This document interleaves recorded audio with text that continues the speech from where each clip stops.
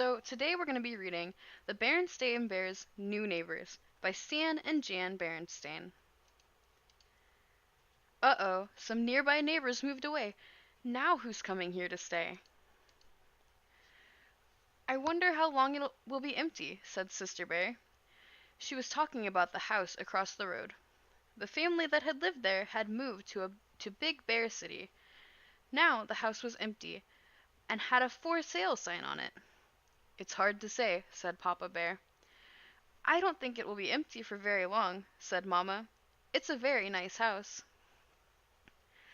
I just hope whoever moves in has cubs, said Brother Bear. Especially girls, said Sister. Just then, Mrs. McBear, the real estate person, drove up and stopped in front of the empty house. She got out of her car and hammered a sold sign over the for sale sign. How about that, said Papa. Somebody bought it already. He called across the road. Say, Mrs. McBear, who'll be moving in? Hi, Bear family, she said. Can't talk right now, too busy. Then she got into her car, waved, and drove away. Said Papa. That's not like Mrs. McBear. She usually has plenty to say. Maybe she just doesn't know who'll be moving in, suggested Mamma. Of course she knows, said Papa. Whoever it is, she sold them the house, didn't she? I suppose so, said Mamma. But I don't know what difference it makes. It makes a lot of difference, said Papa. It's important to know who your neighbors are. I just hope whoever moves in has cubs, said Brother. Especially girls, said Sister. Over the next few days, the Bears went about their business. Papa worked in his woodshop. Mamma had a lot of tulips she wanted to put in. Brother and Sister went to school in the morning and came home in the afternoon. Once in a while, they wondered what their new neighbors would be like. Would they be young or old? Would they be friendly, or would they keep to themselves? Hey, said Brother early one morning. Our new neighbors are moving in, and they do have cubs. Sister ran to the window. Any girls? She said. Yep, said Brother. 2 girls and 1 boy. And look, the boy is into sports. At least, he's kicking a soccer ball around. Come on, sis, let's go over and play. Now, hold on, please, said Mamma, who had joined the cubs at the window. But Mamma, said Sister, it's Saturday, and we don't have to go to school. We've got to give them a chance to get moved in, Mamma said. They do look like a lovely family. We'll all go over later and welcome them. Said Papa, looking out the window. Now, who do you suppose they are?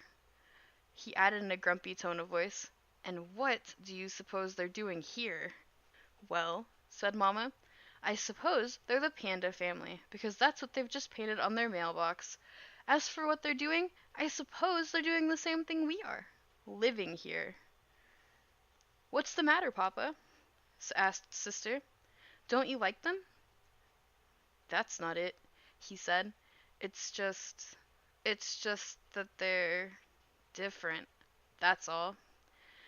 Well, different or not, said Mamma, as they sat down for breakfast. They're our new neighbors, and today we're going to welcome them a jar of our special honey. Besides, she continued, I thought you liked things to be different. When we were at the bulb farm, you complained when I wanted to buy all yellow tulips. Get different colors, you said. The cubs agreed with you, so I got yellow, red, and blue. Papa didn't say anything. He just kept eating and looking grumpy. And you always use different kinds of wood in your furniture work, she went on. And if we have the same thing for dinner 3 nights in a row, you say, not the same thing again. Why can't we have something different?